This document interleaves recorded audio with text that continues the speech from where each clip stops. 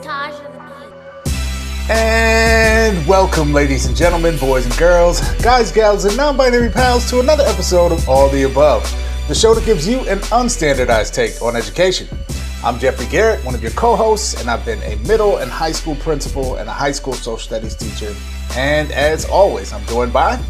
What up, family? It's Manuel, your favorite teacher's favorite teacher. I'm a high school history teacher working in the Los Angeles area.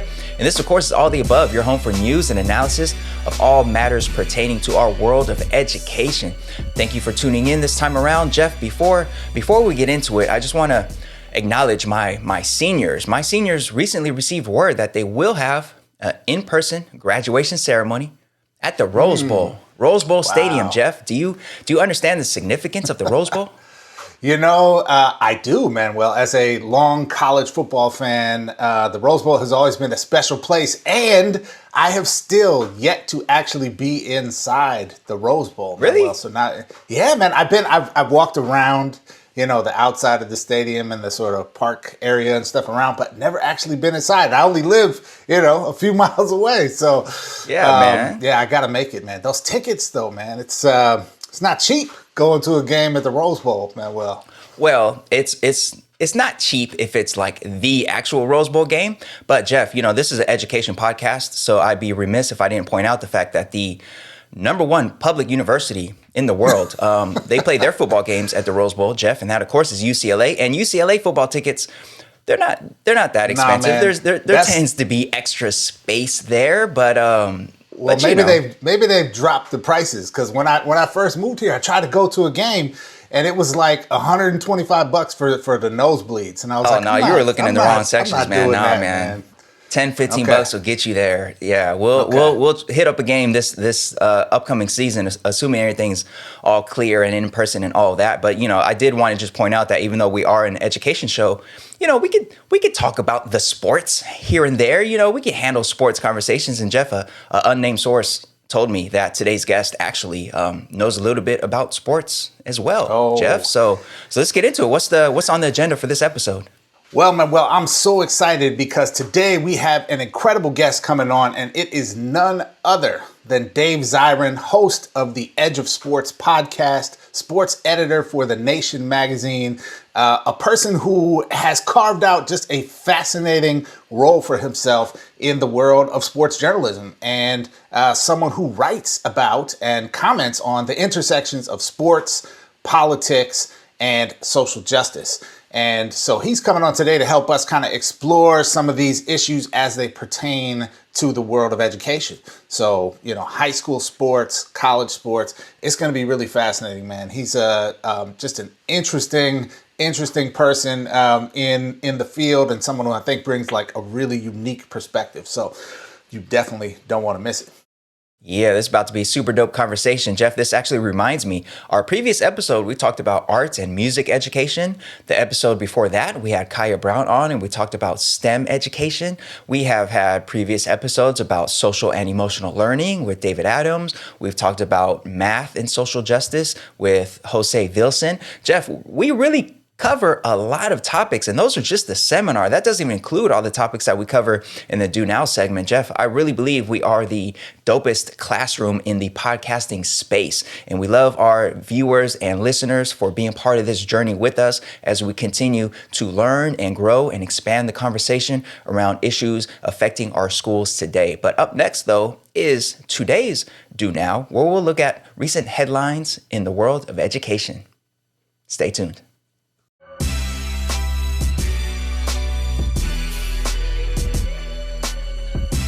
All right, folks, now it's time for today's Do Now. Let's take a look at recent news and headlines in the world of education. Jeff, how are we going to do the Do Now today? Well, Manuel, today it's time for a pop quiz, okay? Thinking caps on, and folks better get ready to drop some answers. Pop quiz. We love tests during a pandemic, Jeff. I know you do. Oh, man. See, Mr. Testing Industrial Complex. Why the hate, Manuel? Can't this be a show about love and respect for our colleagues and friends here on All the Above, Manuel? I don't, you just come out the gate, just firing, man. It's fun, man. It's fun. All right. Well, I have the first quiz question for you, Jeff. Let's see if you could get this one right. Here's the question. Why do you think so many blacks kill other blacks? You know, I love how you just use the term blacks in that answer. Or before the I, blacks. before We I could go with offer the an blacks. answer, because the only thing that could make it better is if it was prefaced with the blacks. There we go. Or the blacks, or a black. To just complete the objectification of both an entire group of people and this individual. You know, Manuel, I'm going to say, in character here, I'm going to say, because playing the race card is what we do. Wow. That's interesting, Jeff. That's really interesting. And, you know, I think it's important to point out that this question here was an actual question on an assignment, a high school assignment, an actual high school assignment that was assigned to actual high school students. So this is not us coming up with some absurd racist question. This is from an actual assignment. And that's what we're going to talk about here for our first Do Now story, Jeff. This is quite ridiculous, but not too surprising though. So let's get into it. So we caught wind of this story thanks to some reporting and commentary from Michael Harriot for The Root. And his article was based on a story that he saw in the Scioto, I believe I'm saying that right. I don't know. Scioto Valley Guardian. And their story was based on a post on Facebook by Maddie Elliott. So that is us citing our sources here, which is important here because this assignment that we're talking about is based on a video that is famous for not citing sources and just talking. And that's an important caveat to make here. So, all right, so let's get into the story. A history teacher at Waverly High School in Ohio. This teacher's name is Donald Martin, and he's under fire for creating an assignment for his students based on a far right-wing video from PragerU called The Top 5 Issues Facing Black Americans. The assignment required students to watch the video and answer questions about the history of African Americans. And the assignment itself was titled, quote, 5 Issues Facing Blacks, Discussion and Review Questions. And this assignment included questions such as, and again, these direct quote here, why do you think that churches, parents, and schools perpetuate this victim mentality? Considering the recent obvious success of blacks, such as Barack Obama being elected to the presidency twice, why do you think that many young blacks so readily accept the victim mentality? Why do you think so many blacks are killing other blacks? And another question that asked, what do you think motivates many blacks to make excuses? Now, a picture of this assignment was posted on social media, and if you're watching this on YouTube, you see it right now. And a student posted it after becoming concerned with the questions, and this student called it inflammatory and insensitive. Parents who were concerned said they voiced their complaints to the district's superintendent, who reportedly told them that the assignment was handed out in error by a substitute teacher. Now, y'all may recall that last fall we mentioned a similar story about a 10th grade history class at Maumee High School, which is also in Ohio. What's going on in these history classes in Ohio? And in that case, students were assigned a series of PragerU videos with titles such as Build the Wall, Why the Right Was Right, and The Left Ruins Everything. Students in that case had to answer questions about the video's most important message, quote unquote, there. And this is all separate from PragerU's latest venture, which is called PragerU Educators and Parents, or PrEP, which launched last year and is an online learning program directly aimed at parents and educators. So, Jeff, interesting story here. I wonder how you feel about this assignment. Is this something that you assigned in your history classes back in the day when you were in the classroom? No. And how I feel about it is it's trash. And how I really feel about it is it's complete horse trash. Period. End of sentence. Next story. Well, horse trash. This is so. First of all, I gotta say shout out to Michael Harriot at The Root, because The Root is such a fun news source to engage with because it feels like you're talking with the homies when like when you read the article because they got jokes and like inside jokes to weave into other jokes. Like it's a brilliant sort of format for commentary and reporting at the same time. So props to Michael Harriot and The Root. And I will say, yes, PragerU is, Manuel, is a no hyperbole whatsoever, is a white supremacist mythology propaganda machine that, in oh so fitting a way, is neither a university nor does it offer thought or ideas or content that is particularly reliant upon scholarship in any way, shape, or form. It's simply white supremacist mythology dressed up in sort of a catchy form, which both makes it ridiculous and something you shouldn't pay attention to at all, and also makes it extremely dangerous because it has the veneer of like, it almost has the veneer of like brain pop videos or like, other kinds of stuff that people bring into class because having video content that explains big ideas in a short, 4-minute clip and are kind of fun and engaging is a nice tool to use in learning, right? And so it's extremely dangerous, I would argue. And this is just another example of that because it contains just overtly objectifying, denigrating, pathologizing content that is racist, that is sexist, that is supports the most virulent predatory forms of capitalism that we have, and that places the blame for social ills on the very people being victimized by our systems of societal oppression.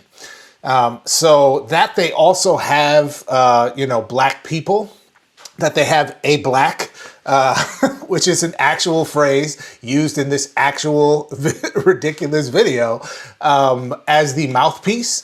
Candace Owens, I think, is probably their most famous black who comments for them, but I forget this guy's name who actually made this video, and I don't want to give him props anyways. But it's extremely dangerous, man. And there's always been Uncle Toms in the history of of oppression in this country, and no surprise that we would have folks playing that role here for money. But Manuel, it is both funny and it is both not at all funny to see this kind of content making its way into school and to see this sort of pasting of the sort of skin of respectability on these just evil ideas and oppressive ideas making their way into school. So that's my take, Manuel. Mic drop. Yeah, so I mean, from an educator perspective, I guess my concern is that probably since this is the second time we've reported on a story like this just in the last few months, probably there are a lot of teachers out there using this PragerU stuff or things that are similar to it. And a lot of them probably think that what they're doing is no different than a teacher using the 1619 project, for example. And there are certainly people listening to our show now who might be administrators or district leads who, I think have to have in mind what they're going to do if they find out that a teacher in their own school or their own district has similar assignments. We only know about this assignment because a student posted it to Facebook, a student that recently graduated from this school and saw it for the racist BS that it was and posted it and basically put this teacher on blast. Otherwise, we wouldn't even know about this assignment. So how many other teachers are having students watch these videos with like not a critical lens, but just like, hey, look at this video. Isn't this stuff right? Tell me why it's right. Because that's basically what these questions are asking. The academic integrity of this assignment is trash, obviously. And for any teacher out there or educator who's thinking, well, this is multiple perspectives. We could use a piece of the 1619 project and we could use some stuff from these videos. That multiple perspective stuff doesn't fit in this case because these videos and videos like them aren't using the strong historical backbone of research that something like the 1619 project does. I mean, the 1619 project won all kinds of awards for its research and for the academic integrity of it.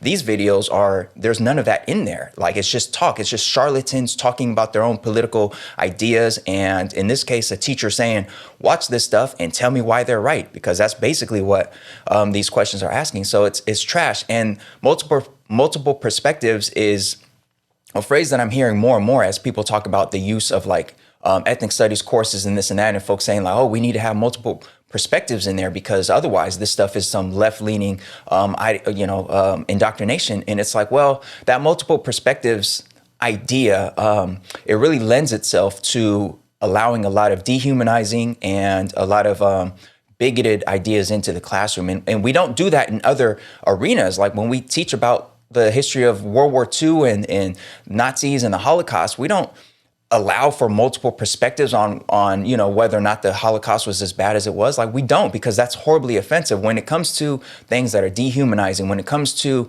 debates over one's value. Like there's no place for this two sides nonsense. So this teacher here didn't even bother with the two sides argument, but I could see somebody out there saying like, okay, yeah, I showed this PragerU video, but I also had students, read this one article that, showed, and I could see folks out there probably trying to claim like, I just want to expose students to multiple perspectives, but this here is a perspective that is not, that has no place in the classroom. I mean, the video itself, the guy in the video talks about how many Black people were lynched, and he compares those numbers to how many Black people are killed in violent crimes as a way of making a point that like more Black people die in daily violent crimes than they did in lynching. It's like, wait, are we both sides arguing about lynching and whether or not lynching is as bad as it was? Because like, oh, look at these other numbers. It's not so bad. It goes back to like the whole flu thing versus the coronavirus. It's just like, yo, this is not where we're trying to lead students. This is trash. It belongs nowhere, let alone the classroom. Just complete garbage, man.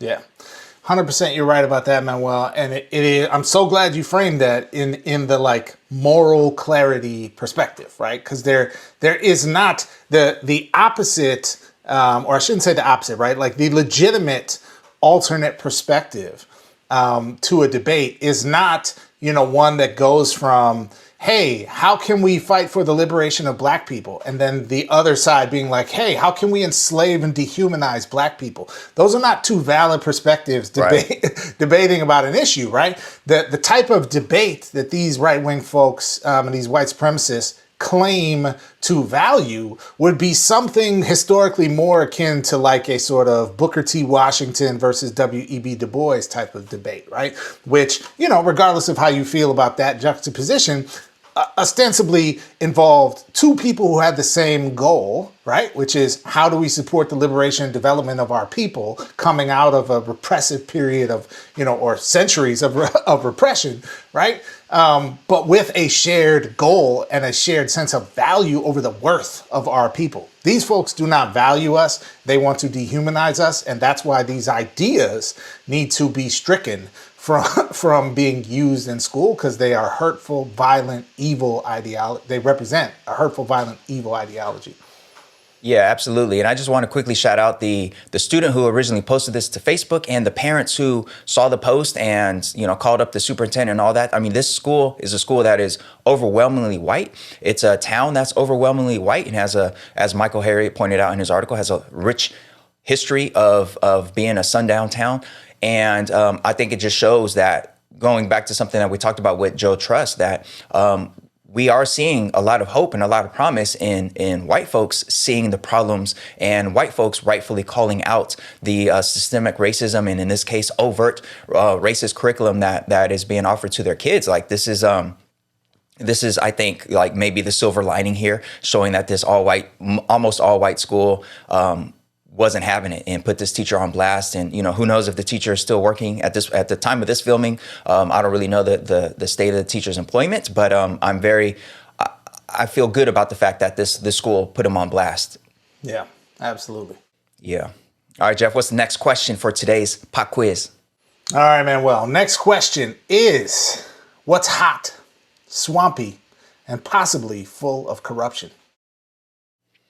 That sounds like a terrible place, wherever it is. That sounds like some really, really terrible place that I do not want to go. I'm picturing mosquitoes and... there's mosquitoes. The first image that comes to mind is season 1 of True Detective out down there. And I think they were in Louisiana. That's what comes to mind. So I don't know if we're talking about True Detective here or anything like that. So yeah, whatever this place is, does not sound like a place I want to be at. But yeah, what do you got? Well, you're not far off the mark, Manuel. The correct answer today is Florida. and really just all of Florida. But in this particular case, possibly the school district leadership in Broward County, Florida. So let's get into this story here, Manuel. This comes to us from some good reporting from Mark Keelerberger, I hope I'm saying that right. My apologies. Writing in the 74. And he writes that Robert Runcie, the school superintendent in Broward County, Florida, which is the nation's 6th largest school district, was arrested on April 20th on felony charges related to the district's security actions in the lead up to the infamous 2018 school shooting at Marjorie Stoneman Douglas High School in Parkland. Runcie, who is a black man, was arrested by Florida Department of Law Enforcement agents and charged with perjury. Also arrested was Broward County School Board General Counsel Barbara Myrick, who is 72, who was also charged with felony unlawful disclosure of statewide grand jury proceedings. The indictment against Runcie alleges that he gave false statements to the grand jury as it was investigating whether the district was following school safety laws, whether officials committed fraud by accepting state school funds while, quote, knowingly failing to act, unquote, and whether officials committed fraud by mismanaging school safety funds, and whether educators underreported, quote, incidents of criminal activity to the Department of Education, unquote. Critics looking for accountability from the district leadership point to an $800 million bond program, which was approved way back in 2014 to update school buildings, including security upgrades. As of 2019, 97% of the district schools were still waiting for repairs, according to the South Florida Sun Sentinel. The promises had not been kept, said Ryan Petty, who is a parent of a 14-year-old killed in the attack, who has also served on the State Board of Education since last year. The killer walked through an open gate, which should have been locked, through an open door, which should have been locked, and then began to indiscriminately kill students and staff at Marjorie Stoneman Douglas, all of which was preventable. Now, Runcie's lawyers said their client will plead not guilty and called it a sad day when politics become more important than the interests of our students. Now, Manuel, this is a fascinating story. There is not, as I have seen, actually a lot of substantive information out there about, what actually really happened here. So I'm sure there's still a lot more detail to come. But this is wild. A school superintendent being arrested ostensibly as a piece of accountability for a mass shooting at a school site. What say you? Yeah, that is pretty wild. I was really surprised to see this. I didn't realize that folks were looking at him as potentially being criminally liable for anything that happened that day. What happened that day was a failure on multiple levels. And if the superintendent held up some money that was meant for safety elements of the school. If the superintendent held up some of the money that was meant to go towards school safety, that's a problem. If the superintendent didn't give truthful answers during the grand jury investigation, I think that is part of the allegations here. That also is a problem, and there should be accountability.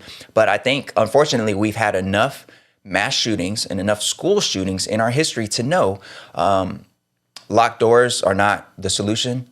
Locked gates are not the solution. I think we know now that when it comes to a monster wanting to inflict damage, if that monster has their hands on a gun, they are going to find a way to inflict damage. What we have to do is prevent that context from ever becoming a reality in terms of the guns in folks' hands and just all the root causes of this sort of violence in our society in the first place. Because, if the doors and gates were locked and all that, I don't know too much about the shooter in this case, but I could imagine he'd find some other way to get around that and get to folks. Just locking the door is going to make it so that there's never, another shooting. That's pretty ridiculous. I don't know. It's just such a sad story. I'm never against holding officials accountable. And in this case, if the superintendent had any role to play in something that wasn't done right, hold them accountable. But if there weren't, let's say if there weren't officers on campus, we would say, oh, there should have been an officer on duty that could have stopped it. But, we did have an officer on duty, and that officer didn't do what they were supposed to do. And that person also has been, I think, criminally charged. So like every protection that we could think of, like, gates, locks, officers on campus, all these things, like we could just keep piling on. But until we address the root causes of school shootings, like the shooters are just going to find a way. I don't remember what stand-up comedian it was, but it might have been Dave Chappelle. I don't know. Somebody joked about how like when you have lockdown drills, like potential shooters, they're in those drills too. Like they know the procedures, they know what happens, so this isn't, no matter what we do around security apparatus, there's still going to be a threat of violence. And I feel for obviously everybody who was affected by that in other shootings. We got to keep the guns out of folks' hands in the first place. Yeah, I fully agree with you on that, Manuel. And I think to me, this is obviously a tragedy. Obviously, the idea that there should be some accountability for this tragedy, of course, makes sense. Unless there is a trove of details here that have just not been reported on, right, about like gross negligence in terms of the school district's behavior, I'm not seeing how the superintendent is the right target for accountability here, right? Like a child got a hold of a gun that a child should not have been able to get a hold of, that no one in our society, in my opinion, should be able to have a weapon of war, and walked into a school where that child belonged, right? So it's not like he broke in and like busted the security system, right? Like schools are porous entities, like that they just are, right? Like thousands of people come and go from a school campus every day, and you don't want a school campus to feel like an armored compound where you're either a prisoner on the inside or some kind of exile on the outside, right?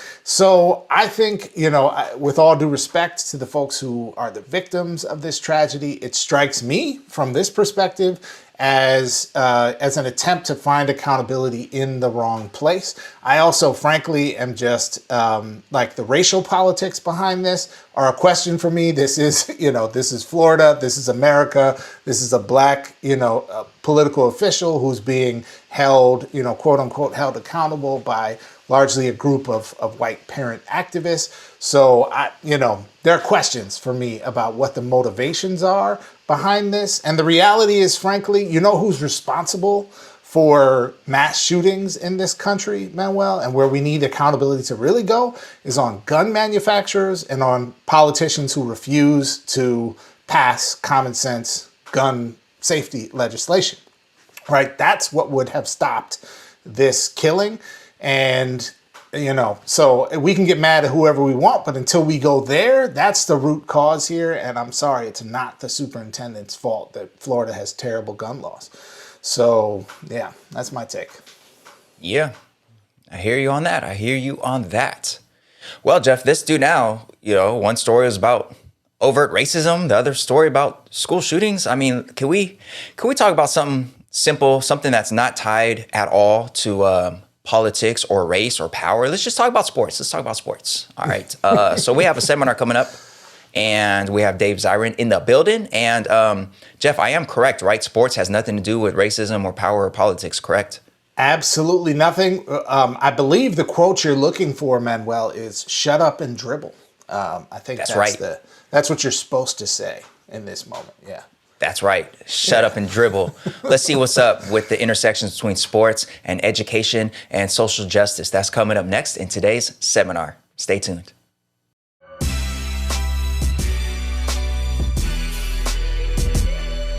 AOTA family, this is Manuel Rustin, your favorite teacher's favorite teacher, just checking in with you for a second, just to reiterate the importance of leaving us a little review if you are listening to the podcast on the go. Those reviews really go a long way. 5 stars would be very much appreciated. If you could write something up, we will love that too. And if you do, send us a screenshot of it. We'll send you back a all of the above sticker for your laptop or notebook or whatever you want to use it for. All right, folks, we love y'all. Let's get back to the show.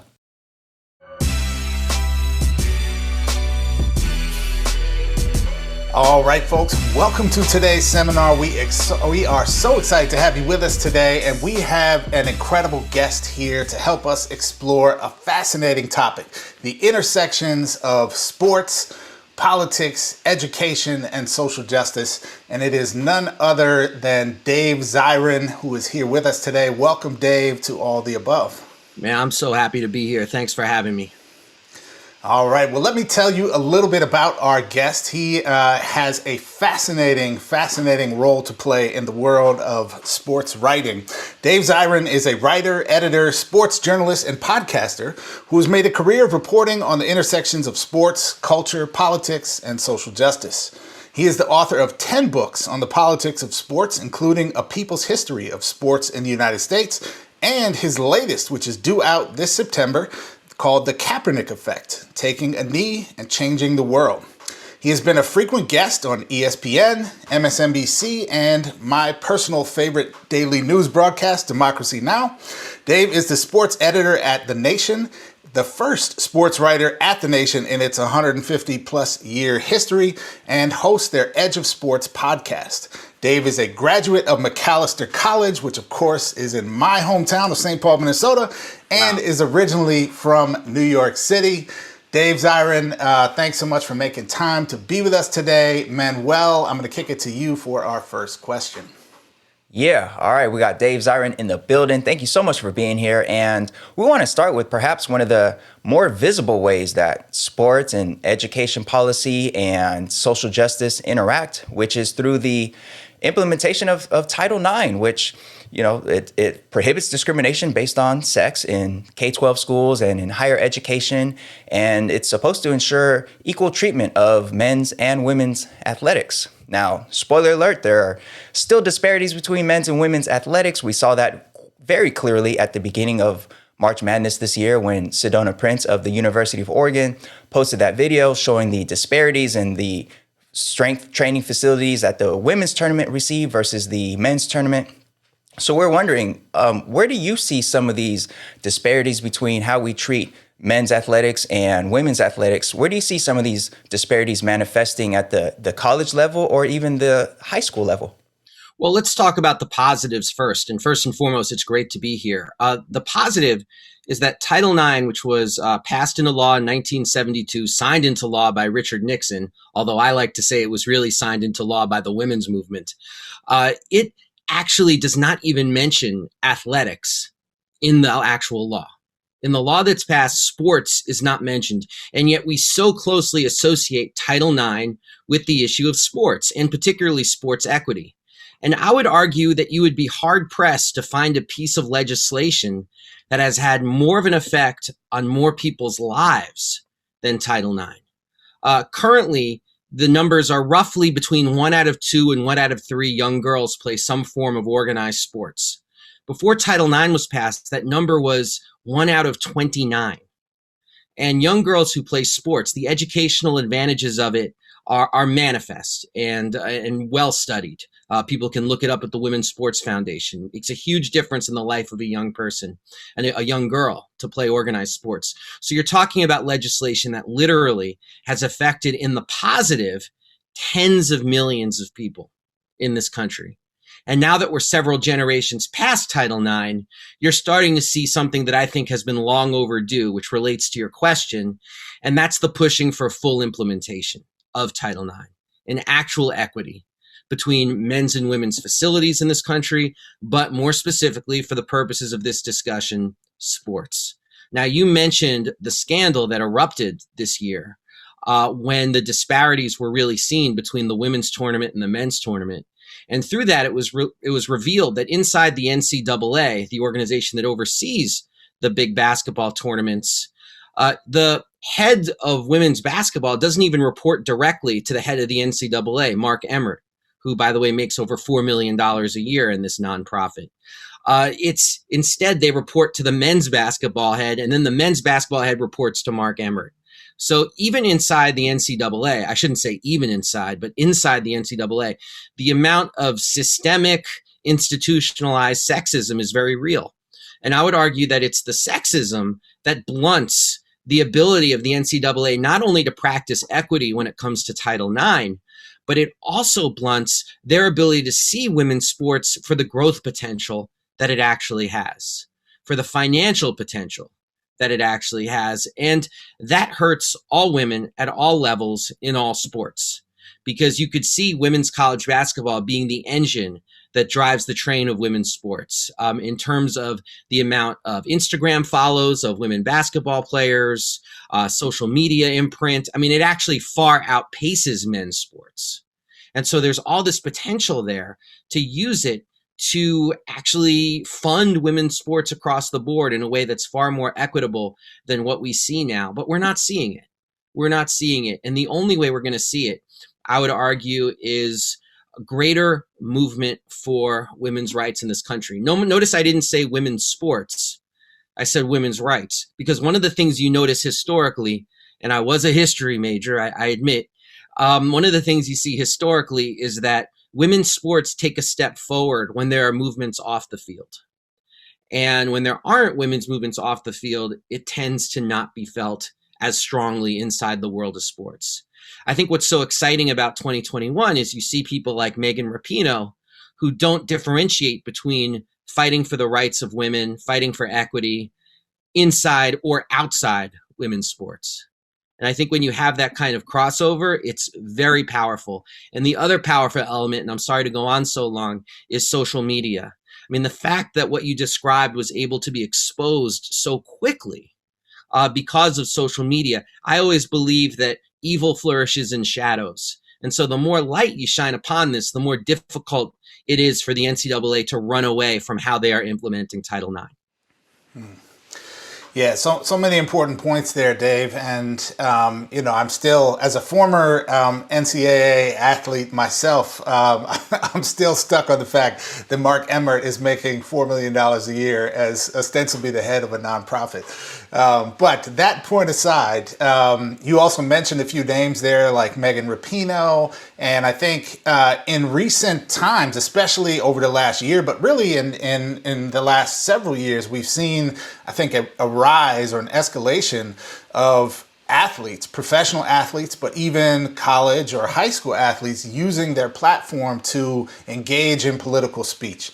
And whether that has been the sort of Megan Rapinoes of the world, taking a knee in solidarity, whether that's been, WNBA players walking off the court, or actually organizing to oust a U.S. senator, whether that's been even leagues, sort of getting in on the conversation and putting things on the courts or in the end zone. We've seen this kind of rise of political speech as a part of sports and athletes using that platform. A question that I think we're exploring is that ostensibly athletes have First Amendment rights, and this is in schools, right? So in high schools and in college, to engage in political speech and to not be compelled to engage in political speech like standing for the anthem. But of course, in the real world, there may be some constraints on that, particularly in more conservative parts of the country or in more conservative sports settings like, say, football. So I'm wondering, from your perspective, what should school systems or university systems or even, college conferences be doing to protect the rights, the First Amendment speech rights of student athletes?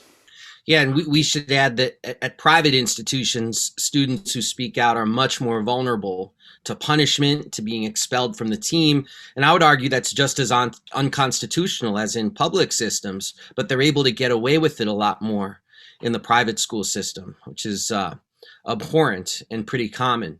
And you've even seen athletes so brave that they've taken a knee when they've been in very Christian schools, like hyper-religious evangelical institutions, and they've been punished terribly. I mean, I think that what we're not seeing that we need to see is what the United States Olympic Committee and Paralympic Committee has done. And I can't believe I'm complimenting them because I have so many criticisms of them. But in this case, they deserve credit for passing their own bylaws that said, we support athletes who use their platform to make political statements, for the simple reason that these platforms have been created in large part by the athletes themselves. And this is their moment. And if they choose to take that moment to say or do something political, well, they're actually part of a tradition in this country that goes way back. It goes back to the 1950s and a track star named Roseanne Robinson, who wouldn't stand for the anthem in protest of the buildup around nuclear war and the Cold War. And she was punished for that. She later underwent a hunger strike in prison in protest of nuclear proliferation. So this is a very serious activist we're talking about. But the point is just it doesn't start with Tommy Smith and John Carlos raising their fists in the 1968 Olympics in Mexico City, and arguably the most famous image in sports history. It goes back to the 1950s. And throughout, it's been a contested space, and it obviously still is a contested space. I mentioned the United States Olympic Committee. Well, the International Olympic Committee just came down with a Bigfoot legislation it was very aimed at the USOPC, and it was saying, no, there will be no political speech at the Olympics. There will be no political speech allowed. Of course, the Olympics themselves are a political project. Where the Olympics go is political. The ceremony is political. The nationalism is political. The invariable militarism is political. So the Olympics are rife with politics and always have been for everybody except the athletes whose silence is demanded. And so I think that educational systems need to think very carefully about why they shouldn't crack down on these athletes, because isn't that what we want, quote unquote, student athletes to do? And even the phrase student athlete, deeply problematic. It's a legal term that was created to deny the wife of a football player who died on the field workers' compensation. So it was actually derived by the NCAA as a way to say, no, she's not entitled to workers' comp, Your Honor, because her husband was not a worker for the campus. He was a student athlete. And therefore we're protected from liability. So I don't even like the phrase, but isn't that what we want from student athletes? We want them to critically engage with the world. We want them to actually apply what they're learning inside the classroom. And so I feel like every time these athletes are big-footed from speaking their piece, it actually hurts the educational mission. And I'm not saying that these athletes should speak out and then we all applaud, because people can speak out for things that we don't necessarily agree with. I mean, we're familiar with the knee as a protest against police violence and racial inequity, but you could foresee somebody taking a knee around an issue that we would find very offensive, like taking a knee in favor of the January 6th right-wing Confederate insurrection. Like, I'm just saying, like, in theory, one can imagine that space being used for ideas that I certainly find very offensive.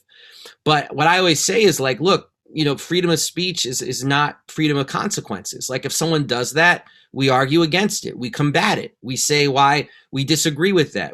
I would say that it's a bastardization of what people like Roseanne Robinson, Tommy Smith, and John Carlos stood for. But that's very different than saying you're not allowed to speak at all, which to me should not be the mission of an educational institution.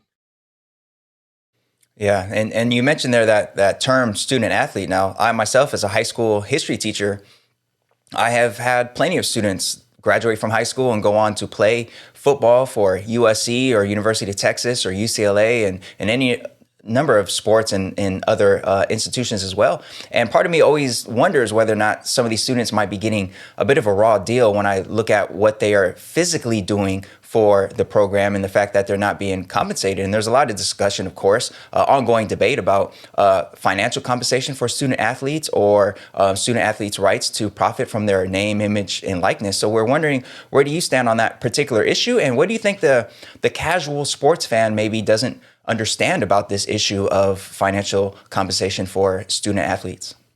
I think the casual sports fan, I'll start there, doesn't understand the sheer flood of money that's in the system at this point. I mean, people have criticized the fact that our institutions of higher learning and higher education have been the minor leagues for sports like basketball and football. People have criticized that since the 1930s. I mean, Upton Sinclair wrote about it.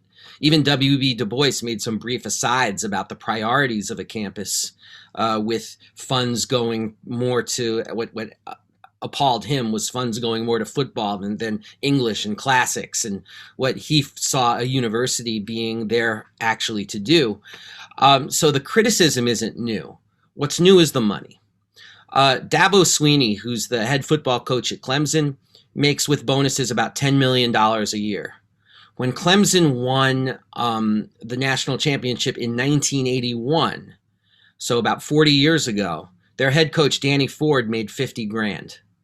Now, how does a job that paid you 50 grand 40 years ago, if you adjust that for inflation, I looked it up, that's like a $150,000, $200,000 a year job today. How does that become a $10 million a year job? That's because of cable money more than anything else. And so we're talking billions of dollars in cable deals have gone into higher education. And yet that money doesn't see the people whose blood, sweat, and tears are the reason we actually tune in and watch. So that's, I think, the big change generationally. And that's also why a lot of college athletes have woken up to this, because they see their head coaches making 10 mil. They see the assistant coaches making 2 mil. They see their strength coaches making $1 million a year. And they said this is unfair. You know, we're the ones doing this. We're the ones signing autographs. It's our jerseys that are being sold in the stadiums. I mean, in some schools, you could even get commemorative credit cards to use at the stadium that has the images of players on them. But they have no control, as you said, of their name, image, and likeness. And you're in California, which is the epicenter of where that's really being pushed to change right now. But it's so interesting to me that whether you're talking about the Supreme Court or whether you're talking about governors of very different political bents, like, say, Governor Newsom in California or Ron DeSantis in Florida, they actually have found common ground on this issue and looked at this. Like, a lot of people look at it who aren't people like myself who study it. You know, they've got other things to worry about. They think it's just sports. Who cares? But then they look at it for the first time, and it's like finding spoiled food in the trunk of your car or something like that. You know, they look at it and they're like, ugh, what kind of system is this?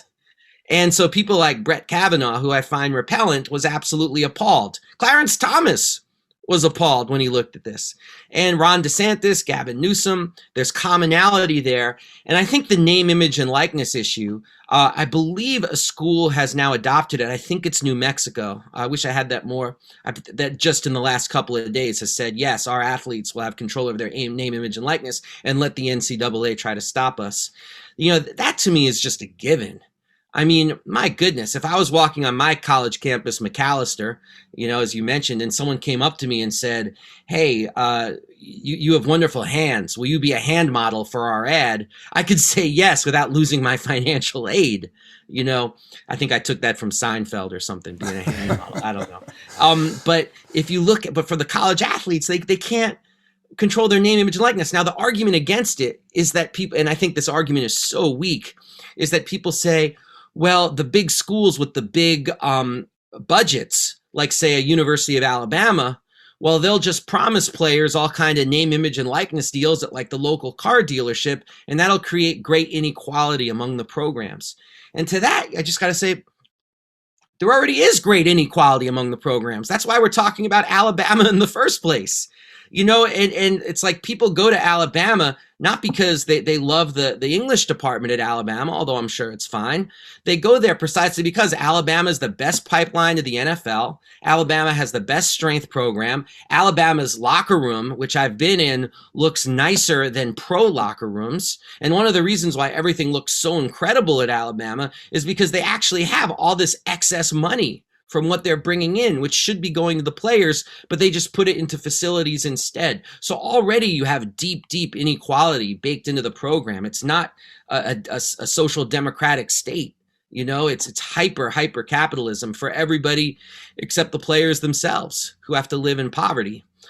So that's where I stand on that. I mean, you got to treat the players like the campus employees that they are. To do otherwise is an injustice.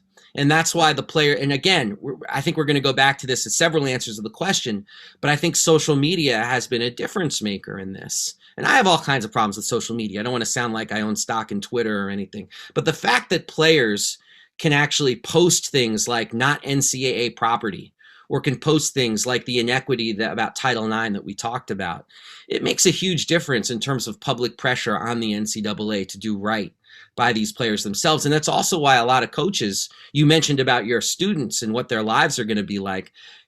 Social media is banned on a lot of these NCAA teams. Like, they're not allowed to post. And so you have to ask yourself, one, why aren't they allowed? And two, how are we talking about them as being student athletes if there's a whole different set of rules for them? And, you know, the curtain really got pulled back on this during the pandemic, because you had schools across the country, big state schools, where the students were staying at home, and yet the football team was deemed essential workers. Now, if that doesn't give the game away, I don't know what does, because they didn't call them essential student athletes. Yeah.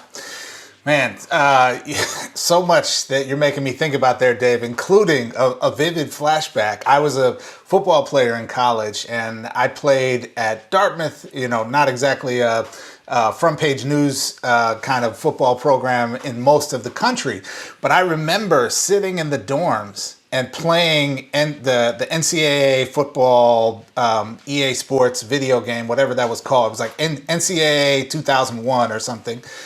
And playing with myself as a player in that game, and, you know, having this interesting thought of like, I'm sure no one bought the game to play me, but for the other, you know, big time athletes of that era, right? Like, sitting there playing yourself in a video game with this multi-billion-dollar company that's making money off of it, and you're seeing none of that. Is a fascinating experience, to say the least. So switching gears, that's what actually led to the end of the EA Sports relationship with the NCAA, which I heard is going to come back once they start with name, image, and likeness. But it all started with former UCLA great Ed O'Bannon, you know, being in a friend's house and noticing that this friend's kid was playing him. Yeah. Yeah. You know, down to like his bald head and sort of loping walk, and I mean, it was him. Yeah. And that started a lawsuit, which has played an essential role in leading us to us even having this conversation. Yeah, absolutely. Well, switching gears just a little bit, I grew up in Minnesota, as I said, and was a huge Vikings fan as a kid. And so I'm going to use an example from the state of Minnesota for this next question. So a few years back, the Minnesota Vikings opened a monument of a new stadium, right? The stadium cost about $1 billion to build in total. And about half of that cost came from state and local funds, right? So about $350 million came from the state and about $150 million came from the city. Now, since that time, in the city of Minneapolis, the public school system has pretty routinely run annual budget deficits that have hovered somewhere between $20 and $30 million a year, that have required, early retirements or layoffs or program cuts, those sorts of things to close those budget gaps. I'm wondering, Dave, we live in a society where every, large metro area in the country is home to at least one, if not multiple, giant palaces for professional sports teams. And frankly, also giant palaces for, big time college programs in different sports. And I'm wondering if you can maybe help us explore some connections between the type of public investment we are seeing in these palaces for sports teams at the same time as we are seeing, divestment from or, serious financial struggles with things like public education and local public services. Yeah, I mean, I've been writing about this for a long time, and I see it really starting in the early 1990s. with the building of Oriole Park at Camden Yards in Baltimore. I mean, it showed itself to be such a moneymaker that city after city, it becomes a substitute for anything resembling an urban policy. But then you have to ask yourself, moneymaker for who? And is this even good economics? An economist once said to me that if you flew an airplane and dropped $1 billion on a city and let people just pick up the money and spend it, it would actually do more for your local economy than paying for one of these palaces. See, what these palaces are is it's classic trickle up economics, in that it's a public expenditure, but the money magically morphs into private profit for the few. And for the many, you have short-term jobs in construction. And then people say, well, what about stadium and arena jobs? Well, those jobs only exist if something's happening at the stadium or arena. So think about that. Like, if there's no game, nobody's going to work, nobody's getting paid. These aren't salaried employees. So the system itself doesn't work. I mean, I view it very much as something that has, I call it like a neoliberal Trojan horse, in that it comes wrapped in this clothing of sports, and who doesn't love sports? And yet inside it, there's a poison pill for the economy of your city. It aids gentrification. It hurts the local neighborhoods where the stadiums are put in terms of local businesses. I've seen this in DC very clearly. They get, our Chinatown went from being an actual Chinatown to being a place where you have a Starbucks with Chinese lettering underneath, a CVS with Chinese lettering underneath, a Chipotle with Chinese lettering underneath. So you get like the big box stores that come in because they're the only ones that can now afford the rents. Or even more nefarious, they do the construction project so big no one can get to the local stores. And so then they shut down, which they're only more than happy with at the stadium themselves. And so there are best and worst examples, of public funding of stadiums. Sometimes there's less public funding, sometimes there's more, but no matter how much goes into it, I would argue that it's a sunken cost and it hurts the cities terribly. And, when you've got libraries and schools that are underfunded, I don't see how morally one can make the case that this is going to be good for the economy of a city.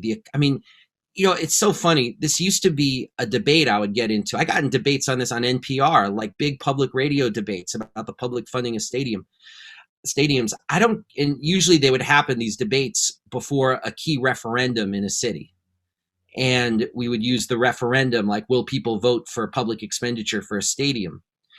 And Rudolph Giuliani once said, when they built the new Yankee Stadium and Mets Stadium, Citi Field, named after Citibank, said, well, you can't have referendum for these projects, because he didn't. He said, because then people wouldn't vote for it.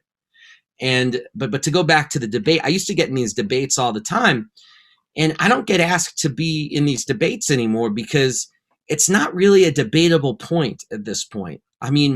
There's so much academic data at this point about what is the economic impact of these stadiums that shows that it does not fulfill the promises that the monorail salesmen of these stadiums purport to try to sell to the city, that you can't debate it.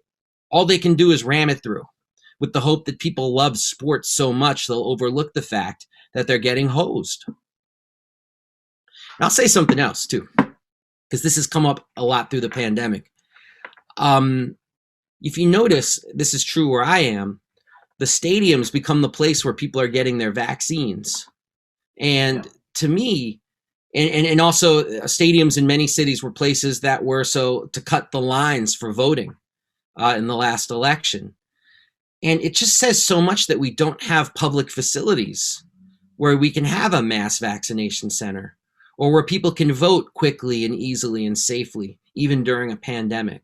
It's like we have to use these structures now precisely because public expenditure and public facilities don't exist in the same way. I wrote about this after Hurricane Katrina, when the New Orleans Superdome, which was built on public money, all of a sudden becomes the homeless shelter of last resort for the people who had been pushed out of their homes because of the breaking of the levees.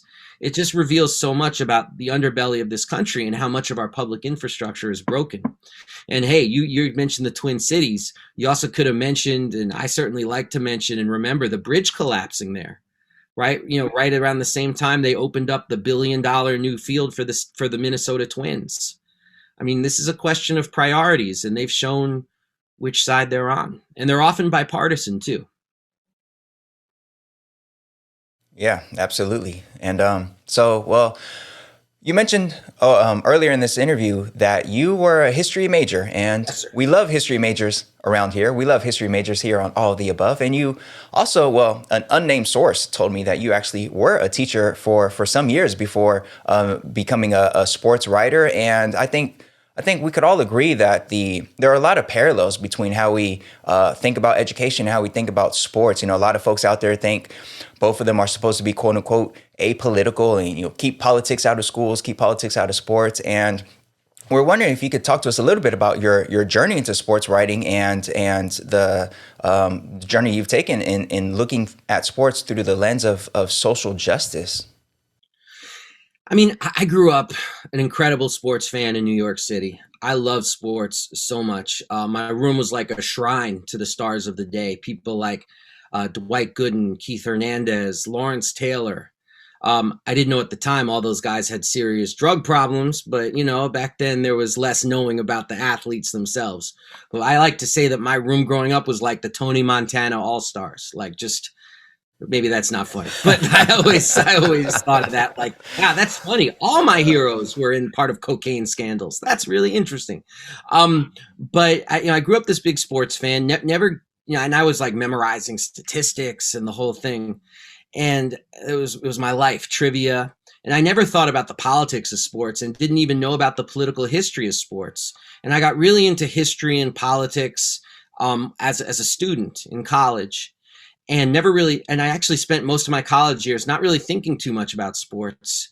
But then, I sort of thought about it like, well, no longer a child, I'm putting away childish things. I thought of sports as a childish thing.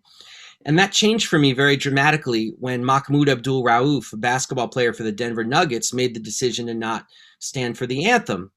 And I've interviewed Rauf. I think it's fascinating that when he chose not to stand, all the media coverage was, well, his name was Chris Jackson and he converted to Islam and that's why he doesn't want to stand. Muslims are traitors, all this stuff. Like there were hate crimes against mosques in Denver where he played after he did this. But I interviewed him, and it's so funny that the reason why he didn't stand had far less to do with Islam and far more to do with he was reading Noam Chomsky. The irony, a Jewish thinker. And it was Chomsky that had him thinking about U.S. foreign policy and that was why he didn't want to stand for the flag. And he was drummed out of the sport. And I'll never forget watching news footage about it and having the announcers say, well, Rauf must see himself as being part of that tradition of activist athletes like Tommy Smith and John Carlos and Billie Jean King. And I'd never thought of what's an activist athlete? I had no idea. And so I started to do my historical research. And, it wasn't like today where, I'm going to sound old, but I couldn't just Google athlete activists or something like that. I had to really dig. I had to read a lot. And I had to read a lot of sports autobiographies because that's where you saw a lot of it. But there wasn't really a book that was like, here's your history of athlete activism, which was actually the inspiration for writing A People's History of Sports in the United States. Like I wanted to have that book for the person who might be like me, wondering what this was all about. So I started to care a lot about sports and politics. I read also an amazing book. Like one of the things too is when I started reading a lot about sports and politics in college, a lot of it also was found in like very dense academic sociological reading that I frankly had a tough time reading. I mean, I grew up on sports writing and I had a lot of trouble with the thick academic writing. And a lot of it was steeped in postmodernism, which I found impenetrable. So it was difficult for me. But then I found a book called Redemption Song, Muhammad Ali and the Spirit of the 60s by a great author named Mike Marquesi. And reading about Ali and reading Marquesi's prose, which was very like zippy, I was like, wow, I want to do some writing like this. This was cool. So it was always a dream in my head. Like, wouldn't it be cool to be a political sports writer and write about the issues of the day? And while I was trying to think through how I was actually going to do that, I did work as a third grade teacher here in Washington, D.C. And it was the most beautiful experience. I could have done it forever. I loved teaching kids. I absolutely loved it. I actually just had a former student, and I can't even say how old she is. She's got to be pushing 30 at this point. And she sent me a little note on Facebook, and it meant like so much to me because I taught her when she was 8 years old, you know? And so those kinds of connections, I think you only get through teaching. But one of the things that through my sporting lens that I saw at my school was that there was no gym. There was no PE. There was no physical education, cut from the budget. And so they had recess in this little concrete playground next to the school. But I found myself, you know, that's usually the time where you just sort of kick back and make sure kids aren't getting into trouble. I found myself organizing games for the kids because I wanted them to actually learn that experience of teamwork and helping people up when they fall down. You know, the best angels of sports, not the worst hyper-competitive BS, but the best part of sports.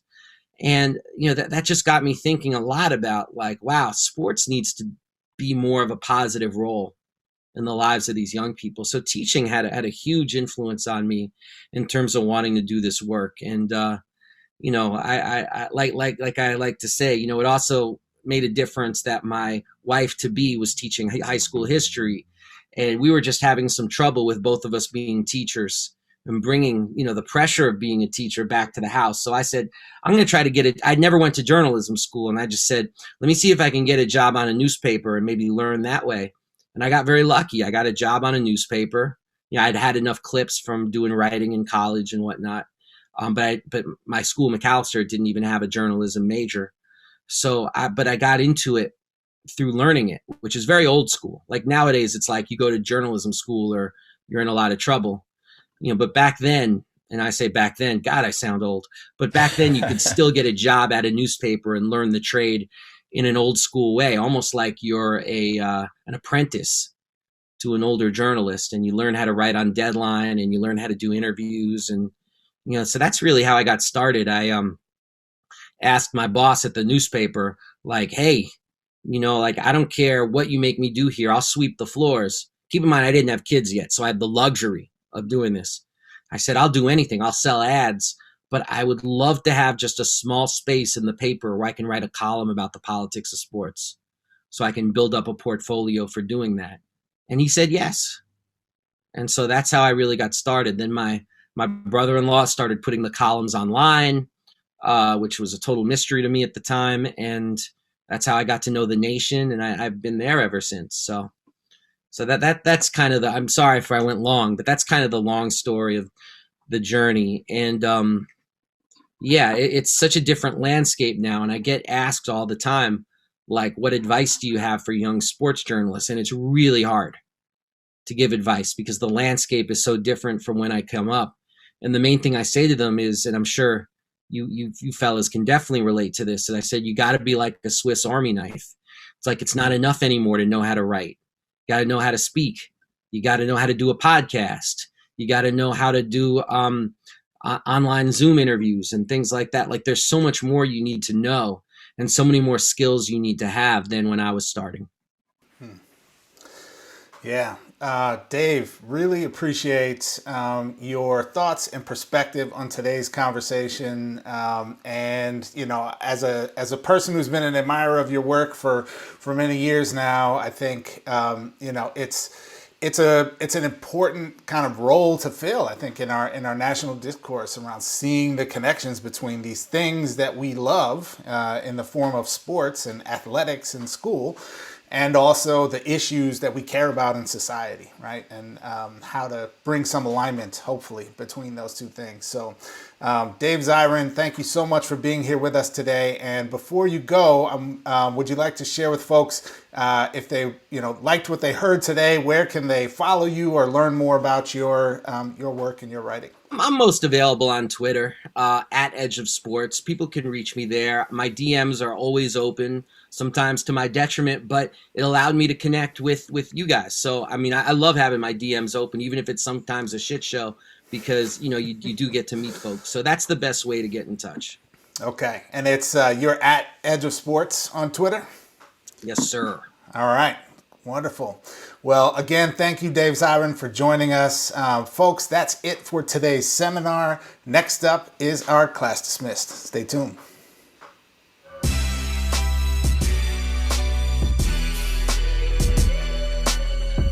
Hey folks, thanks for watching All the Above. We really appreciate you, and we need your help. We're trying to get the word out about All the Above to everyone. Here's what you can do. Go to aotashow.com. That's our website. All the links to all of our content is there. You can share our stuff on Twitter, on Facebook, on YouTube. Send the links to friends, colleagues, educators you know who could benefit from this type of show. Help us spread the word about All the Above. Thanks. Enjoy the show.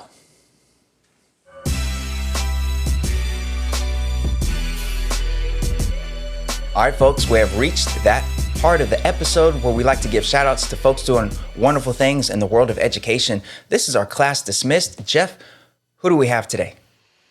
Well, Manuel, today we actually got a whole bunch of people, and it's a whole bunch of young people, in particular, high school students across the state of Minnesota who in mid-April held a series of walkouts and protests in response to the murder of Daunte Wright by Brooklyn Center police officers.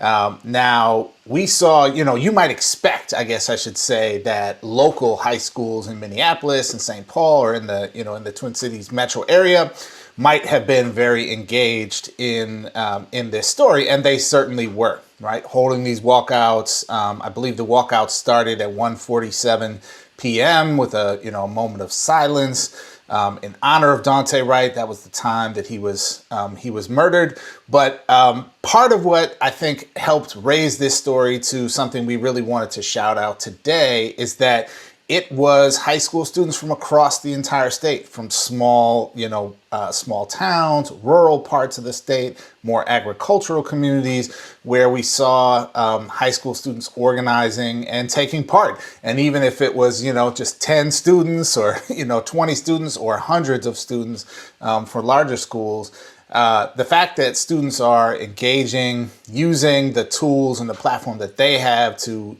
make their voices heard about this and speak out against this type of injustice that seems not only to continue to happen in their own state, but continue to happen across the country.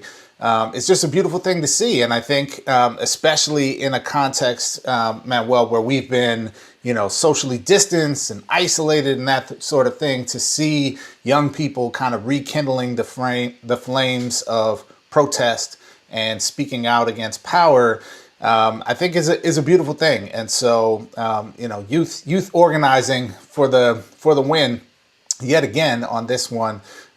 Definitely just want to give some props to the high school students in the state of Minnesota, and there's probably others elsewhere around the country, but this one really just caught our attention. So props to you. Hats off, high school students in the state of Minnesota for taking a stand in honor of Daunte Wright.